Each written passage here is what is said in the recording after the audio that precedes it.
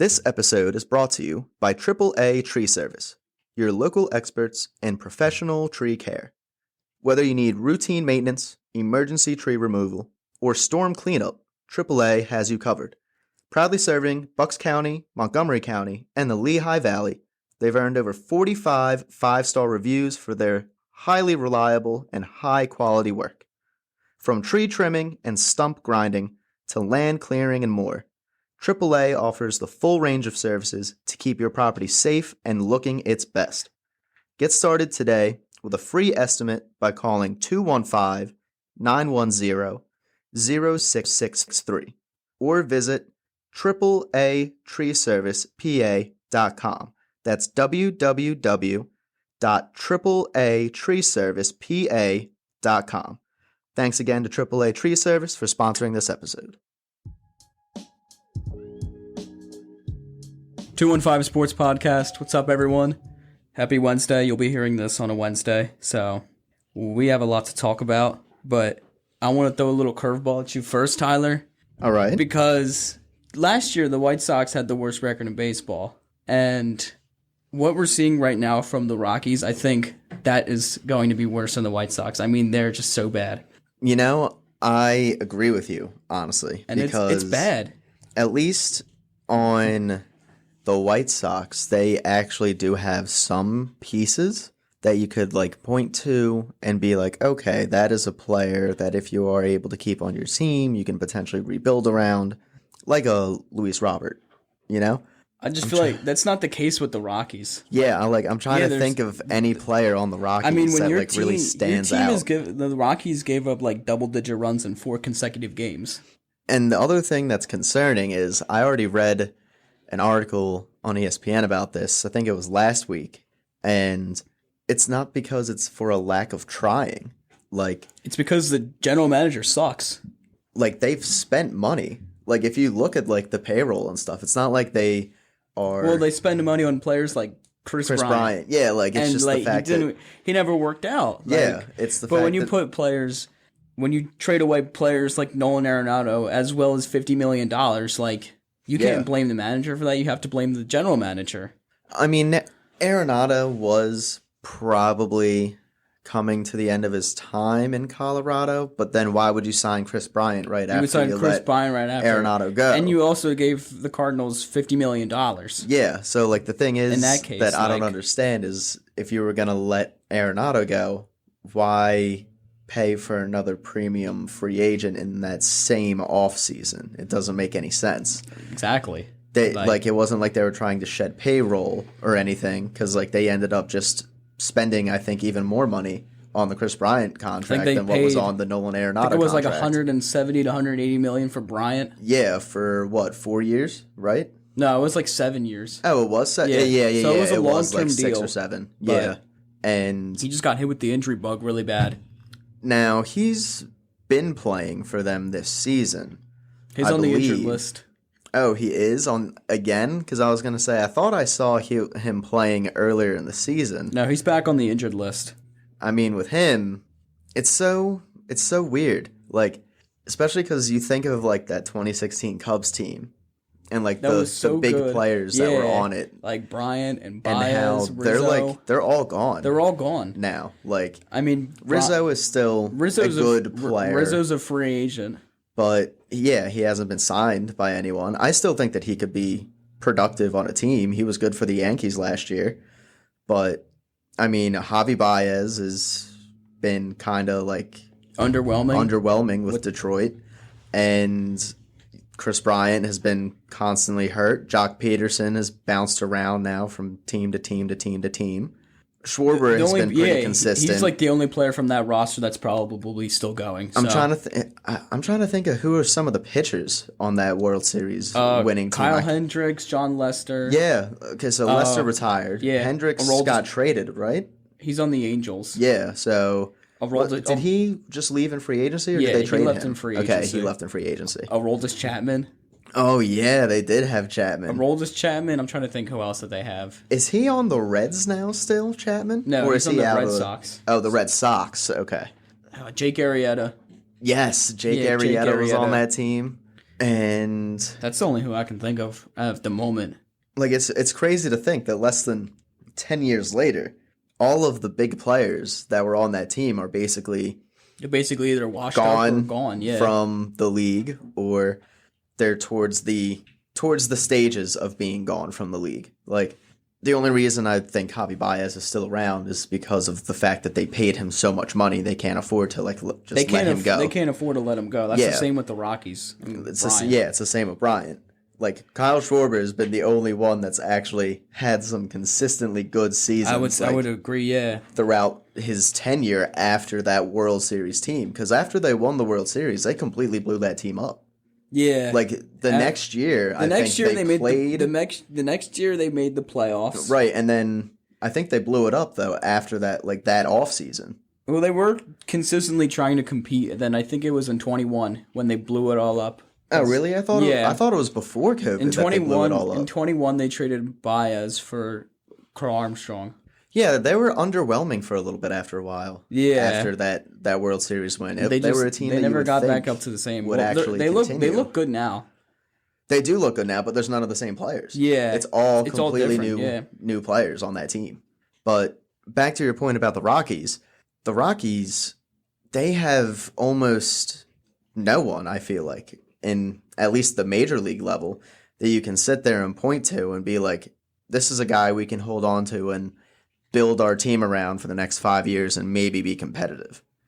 Because nobody wants to play there. Nobody wants to pitch there, too. Especially when you're at Coors, a very hitter-friendly ballpark. Nobody wants to pitch there. Not only that, everyone is worried about the ERA. Would you want to go to that team in that division? Not really. Think of the other teams in the division that you have to go up against. The Dodgers, the Dodgers, Giants, Padres, Diamondbacks. Every team in that division is good. Except for the Rockies. Except for the Rockies, yep. And I don't see any pathway forward for the Rockies, at least for the next couple of seasons, and where they're going to be a team that's competitive. Because, as we've said, it's not for lack of trying. So it's not like they can just go out onto the free agent market if they have some random guy that were to come up through the system and start playing really well. And you could be like, that's a guy that we could build around. You don't have the money to go out there and spend on 4 premium free agent acquisitions to now make your team a contender immediately right after you get someone up here, because you've already spent that money on people like Chris Bryant and Charlie Blackmon, who I don't even Chuck Nasty retired. They're still paying him, though, I believe, aren't they? Because he had 2 more years on his contract, unless they completely bought him out when he retired. Unless they bought him out, which I don't know. But yeah, I don't know. It's possible they could have, but they've given money to players. It's just those players that they've given money to have not been able to work out. And the players that they had as young players that were promising 3 or 4 years ago are now all off the team and are just just never worked out. Bench player, utility players on other teams, guys like Brandon Rogers, or guys who's Brandon Donovan. Oh yeah, Brandon Donovan from the Cardinals. Or the guy that was here last year, David Dahl. David Dahl. That was one of their big prospects, and he never maybe 6 or 7 years ago, and he just never worked out. So it's not like they, as we've said, have not tried. It's not like it's been as egregious as it is in other cities with Baltimore, where it's we're just going to completely not try to pay people. Yeah, Baltimore was bad. Yeah, Colorado at least has been trying, and I don't know if that makes it better or worse, the fact that they aren't successful. But at least they are putting the effort forward. Exactly, so that was my little segment on the Rockies. I just wanted to get that clear because they're just playing so bad. Do you think that they're going to end up with the worst record by the end of the season? Dude, I don't even know at this point. I think they're projected for 27 wins. Think the White Sox will just have that crown for 1 year? No, the White Sox will keep that crown for a while. I think so? The Rockies can catch it up once the summertime comes, because that ball will be jumping in Coors. Yeah, but not only is it just their division, just the entire National League is stacked as a league compared to the American League. Yeah, the National League has gotten significantly better over the past couple of years. absolutely loaded with good teams. I mean, the Rockies won't make the playoffs, but like at least show some life. But also, there's plenty of good teams that won't make the playoffs that are in the National League. Exactly. Like the Braves. Right now, there's at least 8 really good teams. There's 7 playoff spots. Like one of either the Diamondbacks, the Giants, the Braves, potentially even the Phillies or the Mets are not going to make the playoffs. One of it's those unfortunate. teams, It's just how good the National League is. which is crazy because one of those teams might end up with like 90 wins and miss the playoffs. Like that's a very realistic possibility. That's something you don't see very often. So yeah, like you could have potentially the Cubs win the NL Central with like 86 games won. Which I do think that they're going to have a much better record than that because the Cubs have been really good. Yeah, I think that and the NL Central is really bad. Right. So. I do think that they will have a much better record than that. I'm just throwing this out as an example. They could potentially win like their division with like 86 games or 88 games, and you could have a team that wins 92 games that misses out on the wild card spot. It just depends on how bad like divisions are. Too. Yeah, like that's how stacked the National League is right now. So Phillies do have their work cut out for them. With this whole season going forward, they have been playing really, really well recently, though. And oh yeah, definitely, dude. Ranger looks fantastic. The 5-1 road trip, sweeping out the Rays. Ranger with the really good start on Saturday night with 7 scoreless innings. And dude, not only that, he only threw 85 pitches. He could have went back out there. He could have definitely went back out there. Yeah.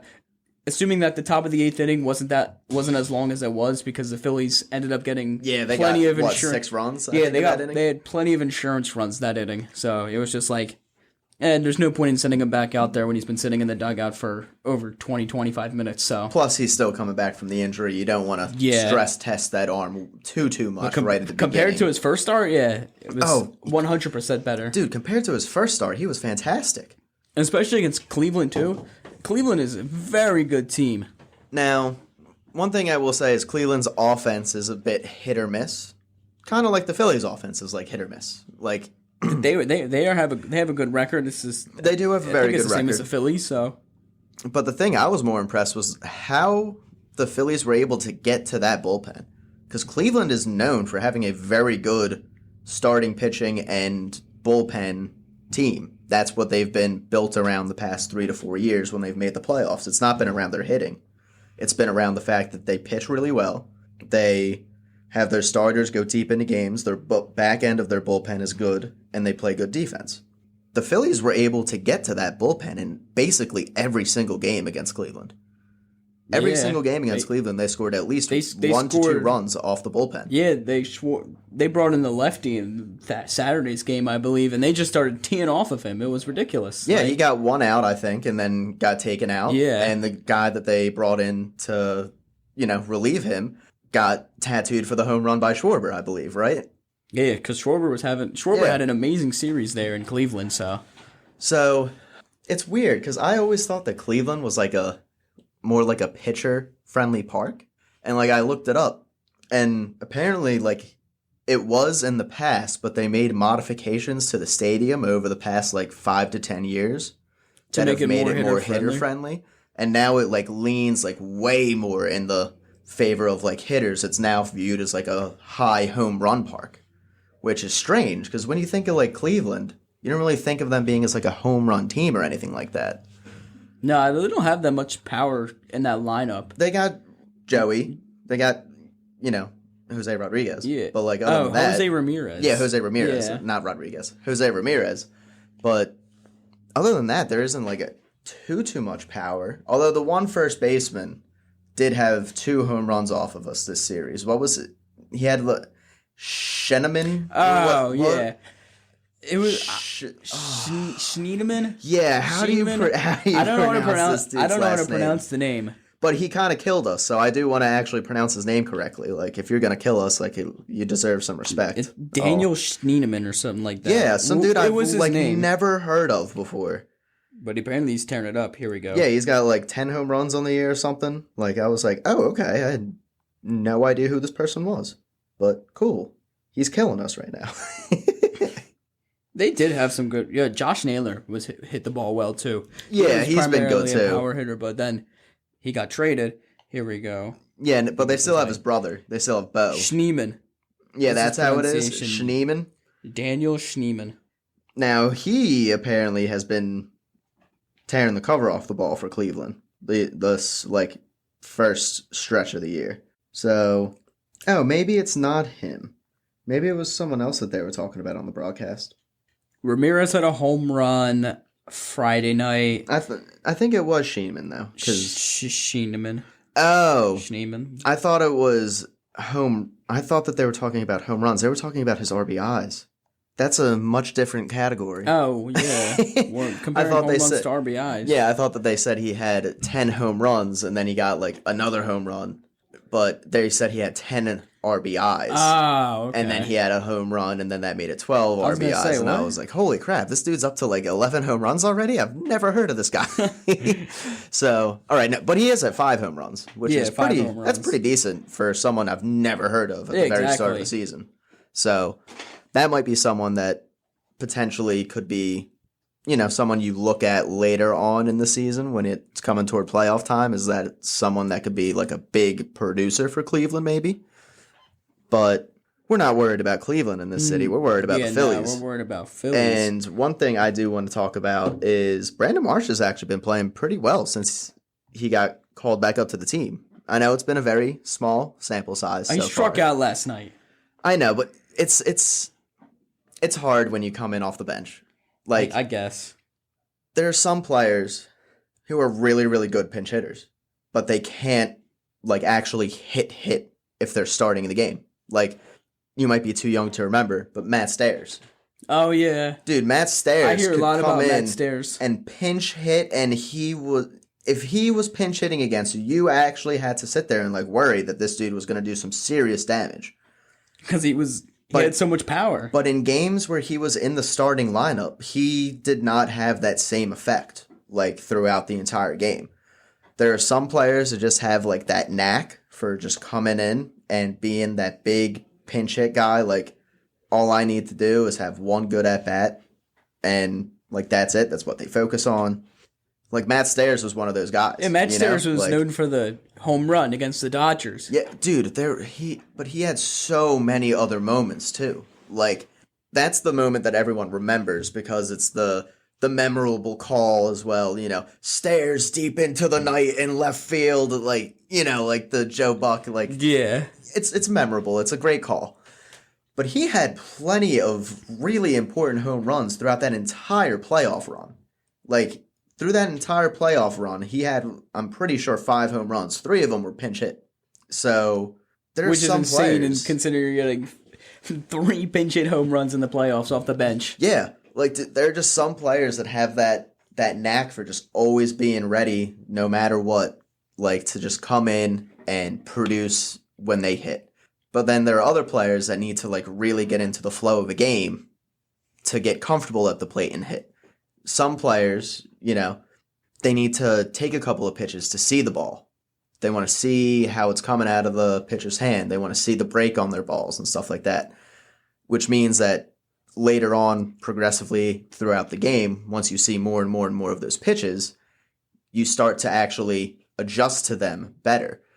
Now, if you're not someone that can just do that straight off the fly, you're probably someone that's not going to be a very good pinch hitter because you kind of need to be able to just track the flight without being able to see it first. Like, you know what I mean? Yeah. Like, you got to be able to... I don't know what part of the brain does, like, the whole ball tracking, calculating thing, but it's got to be something to do with math. You know? Like, you know how you always, like, do, like, mental math in your head even though you don't realize that you're doing math? Like, it's got to be something like that where you're just, like, sitting there, you're like, okay, I can see the ball is spinning this way, it's going to end up right here. I don't know how you do that math in your head, like, without thinking about it, but, like, we all do it. Mm-hmm. Like, that's math, right? So I would think that, like, maybe if you're a smarter type of player or maybe someone that just has better eyesight, like better eye tracking capabilities, probably someone that's, like, a really, really good pinch hitting person.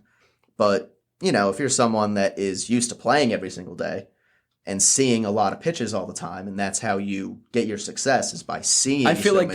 I feel like that's what comes out of the Phillies lineup. Yeah, that's why they're getting so much damage off of bullpens late in game. Because they see they're locked into the game now. Right. Like, They're used to seeing the pitchers. Exactly. They're focused. And that's what happened in the series against the Rays. They attacked the bullpen. They, like exactly what you said in the last episode, timely hitting. Yeah. And Rays, another team known for having a heralded good bullpen. You know? Rays have good pitching, yeah. Everyone knows. And the Rays were playing good coming bullpen. into that series against the Phillies, and the Phillies just dominated them on all parts of the diamond. Like, I know some people may want to say that it's because of the minor league park, or not the minor league park, the spring training facility park. Yeah, the minor league spring training. It doesn't matter, but like, I mean, you can't control where you're playing. Like exactly, it's not their fault that the hurricane destroyed the roof off of the stadium. Same way that like you can't control who you play, you don't get to make your schedule. Exactly, in college. Like you kind of just have to. You kind of just have to accept the fate that you're going to play this team at this date. Like right, and the fact that you show up to beat up a bad team, even if it's in a minor league stadium, and you're able to tear the cover off the ball, there doesn't matter. You did what you were supposed to do. Exactly. It would be a problem if you didn't. Like so. That's the only 2 teams playing in minor league stadiums. Yeah. Like, this should not be a problem for any. Should be able to hit a home run in a major league stadium and a minor league stadium. And I mean, it's no honestly, difference. The difference between major and minor league stadiums is not really that big of a difference. Honestly. Not really. Maybe like, unless it's like rookie ball, where it's usually you're not going to have many of the walls be past 395 in rookie ball.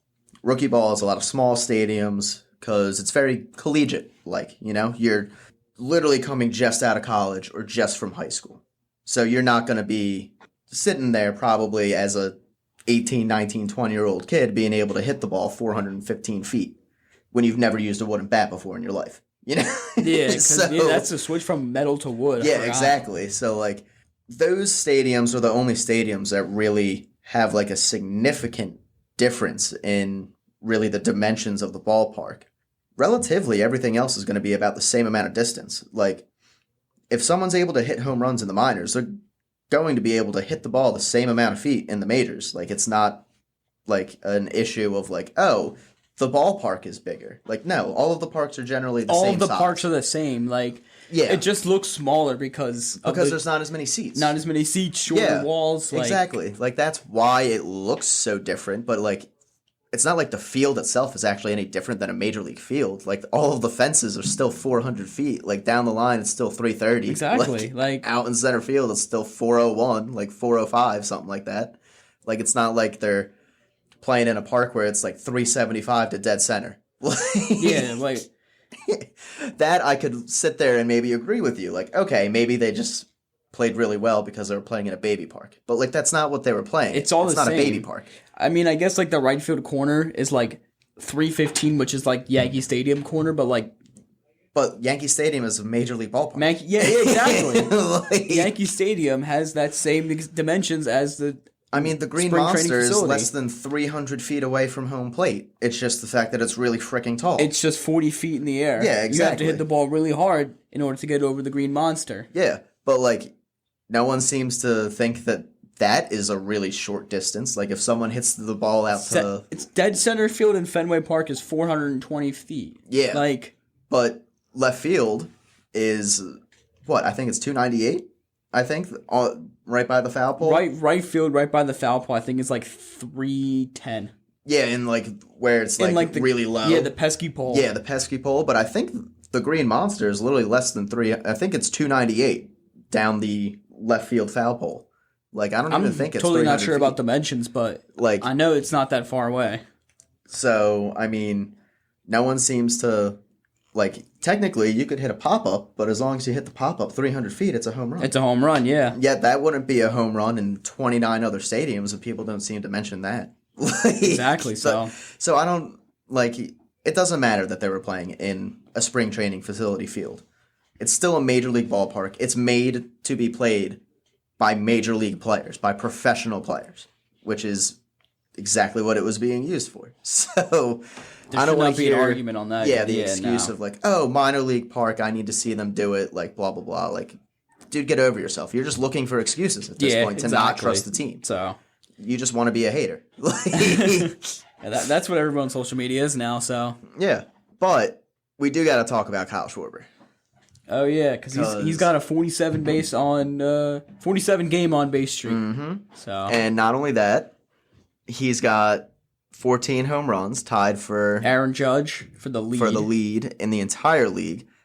And, I mean, I don't know about you, but if you're tied with Aaron Judge for home runs, that means you're having a pretty damn good year. Season hitting the ball. Considering that dude's been hitting like 50 for the past like 4 years. And considering that the weather is getting warmer and he's already at 14 home runs. Yeah, he could easily have 50 this year.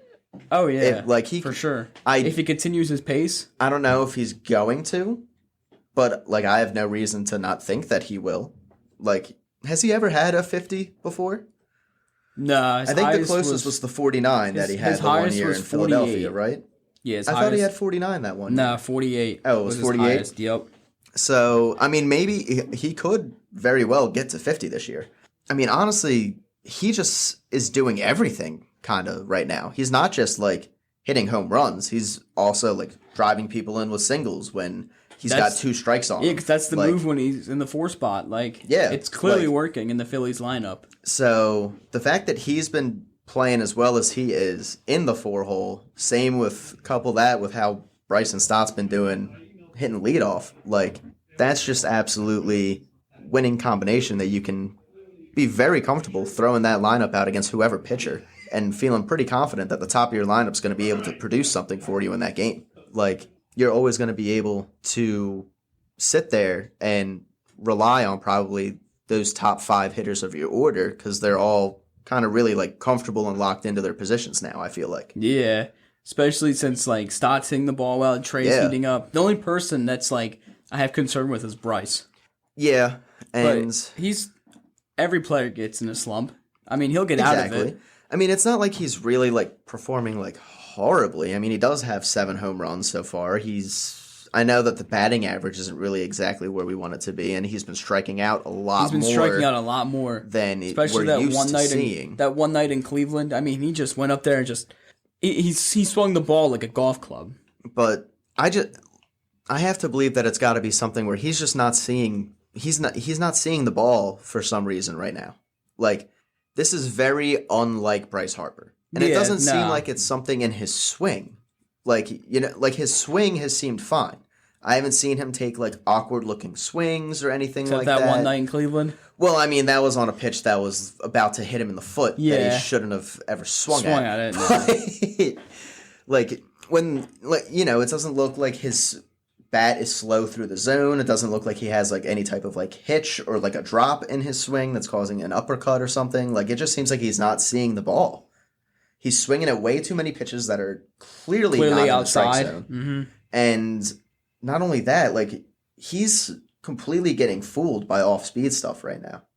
Oh, like, yeah, you could throw something off-speed out of the zone and he'll chase it. So not only that, you could throw it in the zone and his bat's not getting anywhere close to it. Like, I understand that it is the fact that he is swinging at pitches that are outside of the zone, but like, watch on breaking balls that are even in the zone. He's nowhere close to them right now.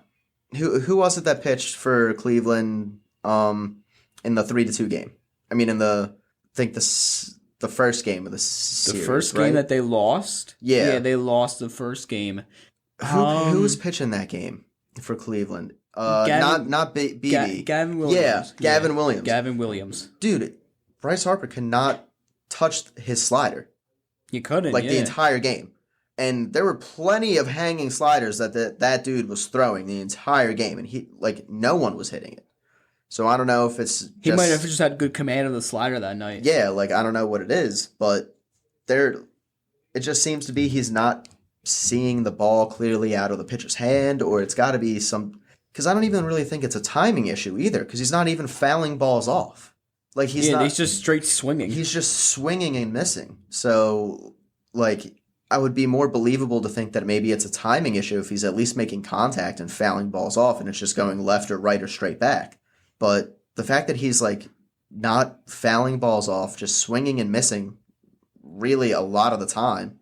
And not only that, when he does swing, it kind of has seemed like he's trying to tear the cover off the ball every single swing that he's having now.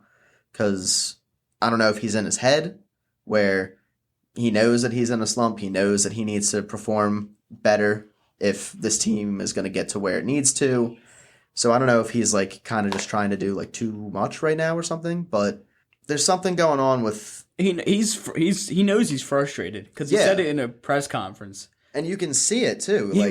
Definitely. He's walking back to the dugout after a pop out, and he'll sit there and it won't be like very animated, but he'll like hit his thigh or something like that with his fist. Like it'll be something subtle, but you can see the frustration on his face. Like you know that he's obviously not happy with how he's playing, but I do think that he will eventually turn it around. He'll pick it back up. Yeah. He's had slumps in his career. Everyone's had slumps in their career. Yeah. So I think that he will be fine. But yeah, definitely will be fine. One thing I want to ask you about real quick before we move on to either Eagles or Sixers with the Phillies. Do you think the Phillies re-sign Kyle Schwarber after this year? I mean, they got to re-sign him. They can't let him walk with the way he's playing right now. I agree with you. But I know that there are some people out there who, let's say they don't win the World Series this year. Or I think a lot of fans would be okay with them actually losing to the Dodgers in the NLCS this year because the Dodgers are just stacked. The Dodgers are just the Dodgers. Yeah. But what if they don't make it there? What if they don't make it to the NLCS? They get eliminated beforehand. And you're basically, all right, you're going to re-sign Schwarber, and then the only departure is probably going to be JT, but there's not really anyone else better that's out there on the catcher's market than JT. So if you're able to keep him on a team-friendly contract, the team might lean more towards doing that, in which case you're running it back. Basically, you're running it back with the same. There are plenty of fans that are not going to be happy with that. Yeah, definitely. But the thing is that Dave Dombrowski doesn't like to rebuild. Yes, he doesn't like that, and he definitely wants to be out there competing with his team. And he has these players signed to long-term contracts. He wants them to have winning squads for the next years to come. Now, I do believe I'm of the same thinking of you that you have to re-sign Kyle Schwarber. I don't care how much it costs you. Unless it's going to cost you $40 million per season, you need to re-sign Kyle Schwarber. There's not a lot of guys that are able to hit 50 home runs in a season that are in the majors. If he doesn't, he doesn't hit a lot of singles, but he delivers in big moments. Dude, name me 5 legitimate home run slugging power bats. 5 guys that you could sit there and go, you know what, they're a threat for 50 every single year. Aaron Judge, Shohei Ohtani, Kyle Schwarber. Anyone else come to mind? I'm thinking of power. When you think of power, I mean, the only other person for me that comes to mind is Giancarlo Stanton. He's never healthy enough to do that. Yeah. So you have to take his name off the list. There's no one else. Maybe you would put on there before, maybe like Goldschmidt, but Goldschmidt is... Acuna can definitely do it, but he's always injured. Hurt. Maybe Matt Olson? I could... maybe Matt Olson, but that's a stretch, I feel like. Like, there's legitimate, probably 3 guys in the majors right now that are legitimate home run threats. Home run threats. 50 plus per year. Guaranteed per season, probably. And at least 45. Those types of with players... With the way Aaron Judge is playing, he's going to hit 60. Yeah, but those types of players don't just grow on trees. No, they don't. You can't just have a player like that and let him walk out the door. You have to be able to pony up that money to re-sign him. Because, I mean, I don't know if anyone's noticed this, but this entire lineup kind of revolves around Kyle Schwarber right now. They get on base, he hits a homer. Yeah. They get on base, he hits a single. This entire thing revolves around Kyle Schwarber. And it basically has for the past 2 years. Because even when he wasn't at the freaking number 4 spot, everything was centered around him being the leadoff hitter. That's why you had Stott hitting 8th, and you had Marsh hitting 9th. So that you could have 2 speedy guys to get on base to load the bases or set the table for when Kyle Schwarber gets up to bat the second time. Even though he's never been the 4-spot hitter before this season, the lineup has always been centered around what is the best way to get Kyle Schwarber up to the plate with as many opportunities to drive in runs as possible. Get runners on base. Yeah. So this entire team is built through him being able to do what he does. If you don't have him, you don't have the formula for this team anymore. You now need to make a new formula for this team. You have to make a new hitter that can contribute as well as Kyle Schwarber, which isn't going to happen. And look, I don't know about you, but I don't think that any of the people that they have in their organization right now is going to be a threat to hit 50 home runs or more. Like, Harper's never been the guy to hit 50 or more. Harper's not going to hit 50. I mean, he might hit 40. He can hit 35 to 40, but he's not going to hit you 50. He'll get you the 35, the 40. He'll get you the 35 to 40 doubles.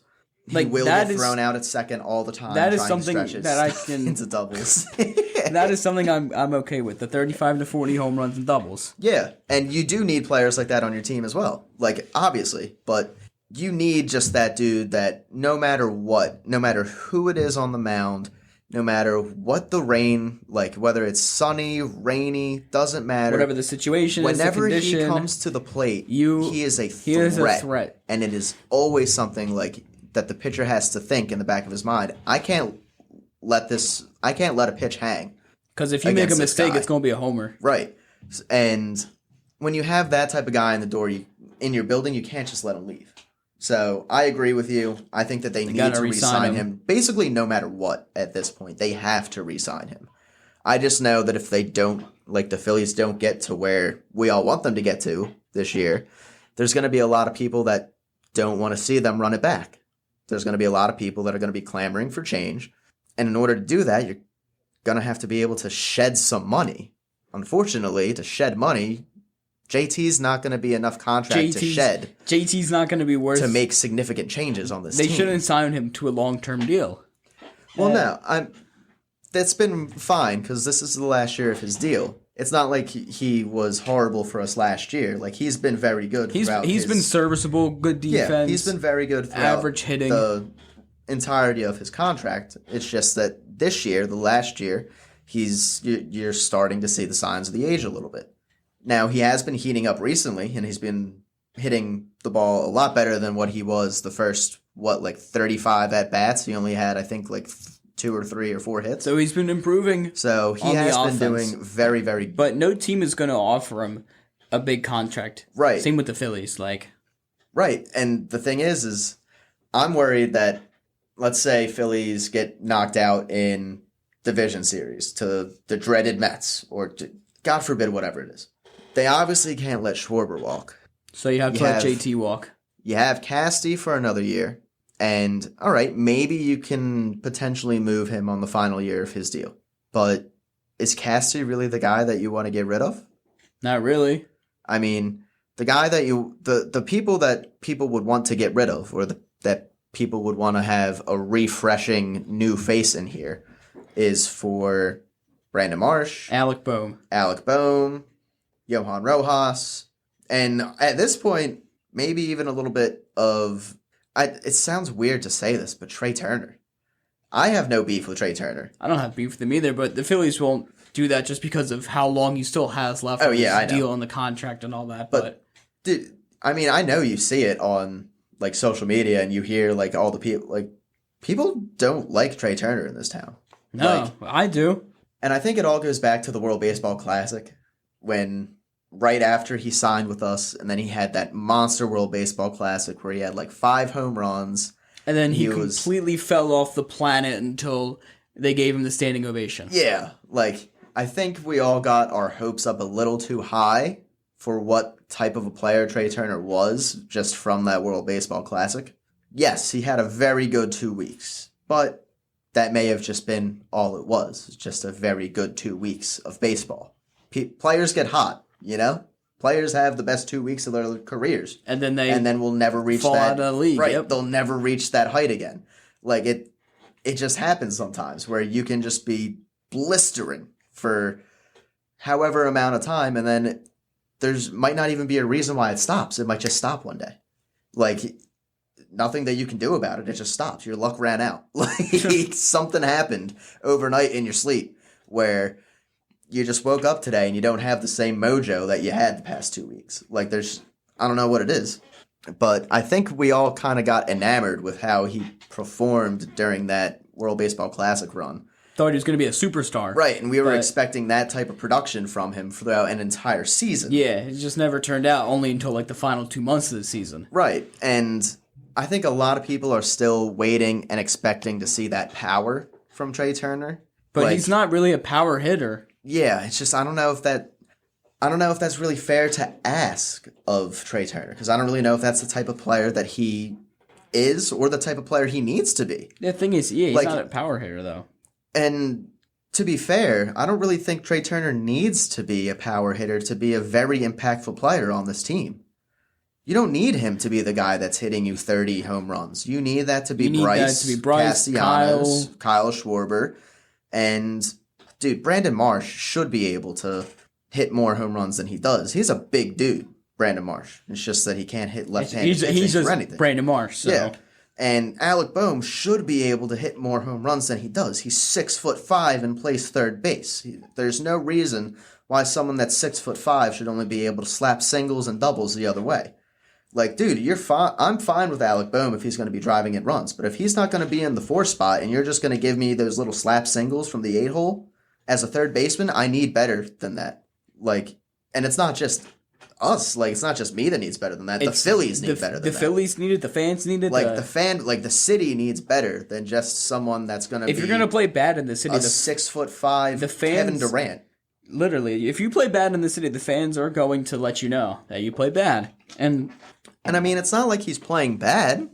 I mean, he's been playing better recently, but like... It's just you can't be a third baseman in this league. He's playing... Being 6'5", being almost 225 pounds, and you have one freaking home run. He's playing extremely subpar. Like, we're in May. You have one home run. Johan Rojas has the same amount of home runs as you, dude. Someone that is like 6 inches shorter than half you. your weight. Like that is at least 50 pounds shorter than you. Like 50 pounds lighter than you. Has the same amount of home runs and way significantly less at-bats. Significantly less and way less power. Yeah. Why is that something that you're okay with, Alec Boehm? Like, dude, do you forget that you went to the home run derby last year and you hit like 27, 28 home runs throughout the entire competition? And then you can hit home runs. I guess after the second half he just had like fallen off, I guess. Like I don't understand. Like, we've seen it. The guy can clearly hit the ball really far. Like, there were plenty of home runs that he had in that home run derby that were over 440 feet. Like, in every round, he got the bonus ball because he was hitting the ball. He was hitting the ball farther hard. than he needed to. He was hitting the ball good. Like, so we know he can do it. He just doesn't do it. Like, I don't know what it is. Yeah, his production obviously dipped. So, like, I don't know if it's just the fact that he's only able to do that off of BP like pitching. Like, maybe it's just the fact that it's BP pitching, and that's the only reason why he's able to like hit it like that. But dude, you hit like 28 home runs in the home run derby. You should at least be able to have more than one home run through May.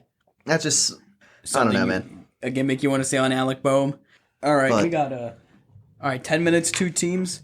Yeah, and we got some scheduling. So we've gotten 4 games. 4 games, right? So for the listener, it'll be announced tomorrow. Yeah. So if you're listening to this, the schedule's probably out. It might. I don't. Because it's supposed to fully come out at 8 o'clock tomorrow night, right? So I think that the episode will be up before the draft. They usually give out like games and stuff the day of. But right now, obviously, they got the first game of the season Thursday night against the Cowboys. So that's going to be a good one. Good division rival. Thursday night football. And then they also have Chicago for... what did you say? Black Friday, right? Black Friday for Chicago. At home, so. And then we also know that they will play the Commanders at some point in December. Yeah, that's the Commanders on the 20th. That's the week before Christmas. And then they'll play the Packers week 10 on Monday night at Lambeau. Now, if they're going to be playing November 10th, but... The Black Friday game's on Amazon Prime. Dude... I don't know about you, but I have not really enjoyed the Black Friday games the past 2 years. It's stupid. Like, they put the game on Amazon Prime. Like, no, it's not. Why is the game on at 3 o'clock on a Friday? Why is it at 3? Like, it's at 3 or 3:30. Like, why is it in the middle of the day on Black Friday? Like, what do they expect people to go shop and then watch football? Like, you watch football at nighttime for a reason. Like, you do realize at 3 o'clock, 3:30, people are still out shopping. Yeah, like, you go shopping, and then you come home 7, 8 o'clock, and then you watch football because that's the time football comes on. Yeah, I don't know. I don't know why they have the Black Friday game play at like 3 p.m. every Black Friday. Like, I literally will forget that it's on half the time. It'll be like 5 o'clock, and I'll be like, what time does the Black Friday game start? And I'm like, oh, wow, it's been on for the past 2 hours. I haven't watched any of it. Like, I'm probably not going to watch it now. Yeah, what's the point? And the stupid Prime. Like, and usually when the game is on, like, Prime or Peacock or whatever, they put it on, like, the local channel. Yeah. But still, if it's imagine having to, like... Local. Imagine having to, like... Imagine if you're, like, an Eagles fan that's not located in regional areas that has to pay money to watch a football game. Unfortunately, that's just the way it's going. Yeah. Like, unfortunately, the league is turning into a money grab. I mean, dude, look at MLS. Yeah, Dude, but the look at Apple TV MLS. is pretty stupid. Like, you literally can't watch Any game. any MLS game unless you There's pay for Apple TV, and then you have to pay for MLS Season Pass on top of paying for Apple TV. That's 2 subscriptions. So that's 2 You got to go through 2 paywalls to watch freaking Philadelphia Union soccer. Or there's select Which is games ridiculous. or there's like a select game on like Fox. That's it. Oh, I checked. There hasn't been a game on Fox in 3 weeks. Wow.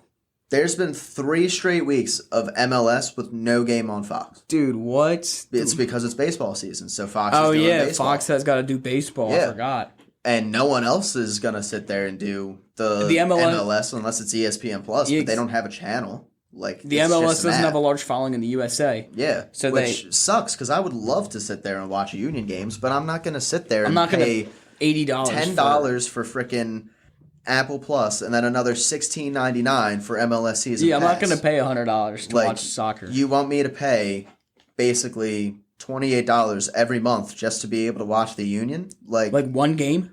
that's ridiculous. Like, so Probably have a better shot going to the stadium and getting the tickets for cheaper. but like unfortunately that's probably the way that all of these leagues are going to start trending towards after, however many more years. I agree. But So they're all going to end up on streaming. And you're going to end up having to pay for Apple TV for MLS, and if you want to watch the MLB, you got to subscribe to Netflix. And if you want to watch the NFL, you got to be subscribed to Prime. If you want to watch NBA, you got to be subscribed to like Paramount Plus or like some ridiculous stupid things that they keep doing. You want to watch like British Premier League, guess what? You got to be subscribed to Hulu or like it's Peacock, something stupid. Like, and it's just sad that is like kind of the route that sports is going.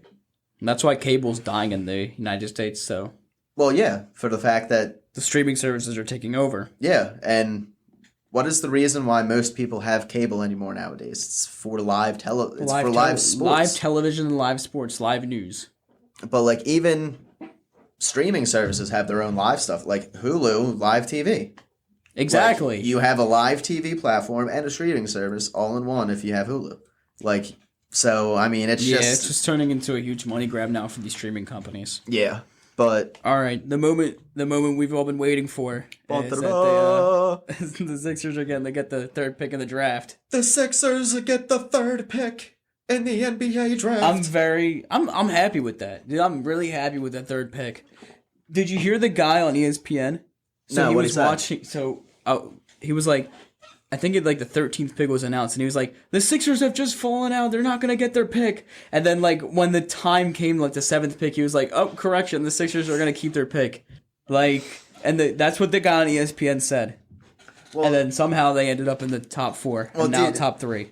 So I don't know how, the percentages work of all of it, but I know that they had, a 10.5, right? And then once they got past 4... their odds to get number 1 jumped up significantly more, right? Yeah. I don't understand why it does that.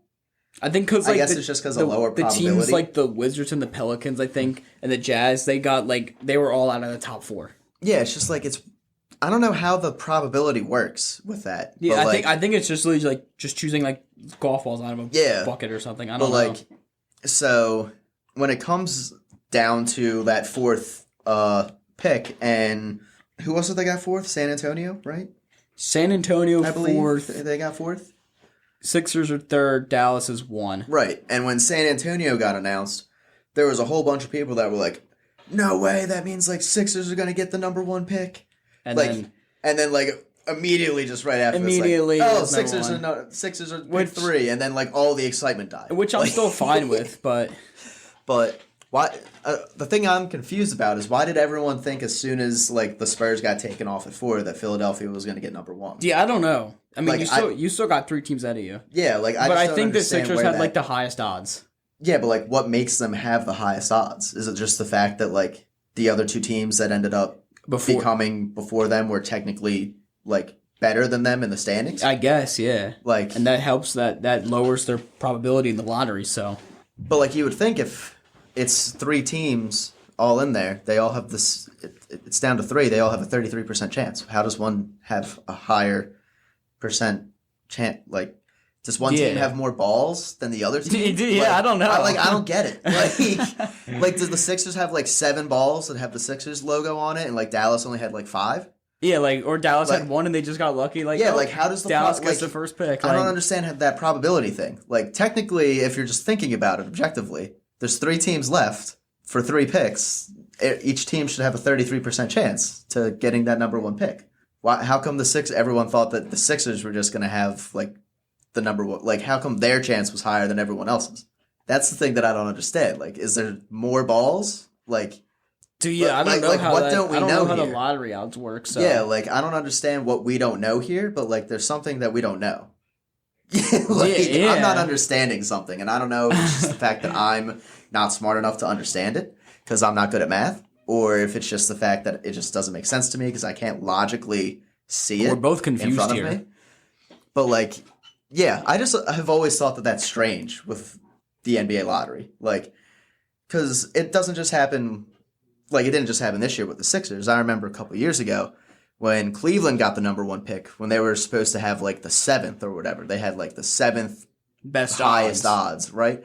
And pick 7 came around, and it wasn't Cleveland, and everyone was like, that means Cleveland will be in the top 3. And I was like, wait, how does that mean? Yeah, I don't know how that stuff works. 3? I've seen that on ESPN. I'm like, what? Yeah, I was like, wait, couldn't they still technically just get picked next?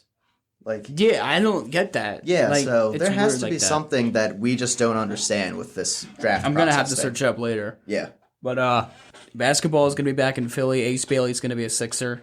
Hopefully, it's. I want it to be Ace Bailey, but I mean, honestly, with Daryl Morey, who knows? Who knows? Yeah, but hopefully Ace Bailey becomes a Sixer.